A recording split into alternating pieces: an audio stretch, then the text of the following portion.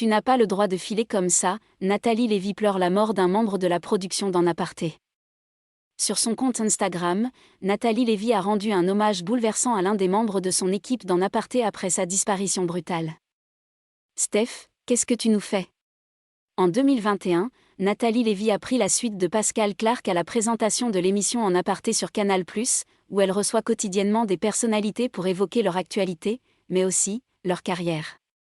José Garcia, Anna Girardot, Clovis Cornillac, Carla Bruni, tous défilent dans l'appartement de l'émission de la journaliste et présentatrice, dont on n'entend à l'antenne que la voix.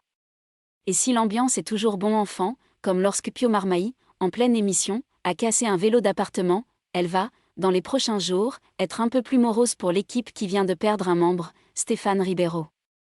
L'hommage poignant de Nathalie Lévy à son collègue.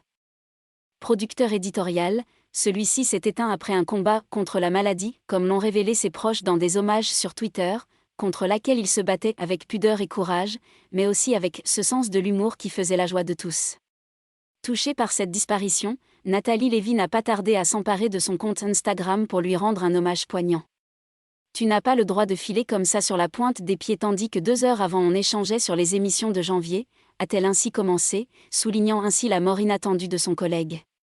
Si soudaine que, quelques jours auparavant, il la conseillait sur l'adolescence des filles, ironisait sur la vie, riait de bon cœur, exsangue mais jamais abattu, toujours pudique, optimiste et vaillant.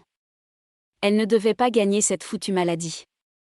Bouleversée par la mort de Stéphane Ribeiro, Nathalie Lévy a également eu une tendre pensée pour les enfants de son collègue, qui ont eu un merveilleux papa, investi, attentif, généreux, complice, qui ont pu profiter, l'été dernier, d'un voyage à New York.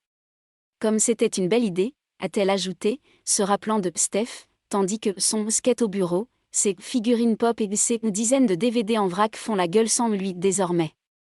Elle ne devait pas gagner cette foutue maladie, ce n'était pas dans le conduit. Tu vas nous manquer, a-t-elle ainsi admis, avant d'adresser 1000 pensées à son épouse Stéphanie, ses trésors, sa maman Monique et tous ceux nombreux qui elle aime. Avec toute la team En Aparté on vous serre fort et nous vous embrassons du fond du cœur, a-t-elle conclu, relayant au passage les nombreux hommages publiés sur Twitter. Article écrit en collaboration avec 6 médias.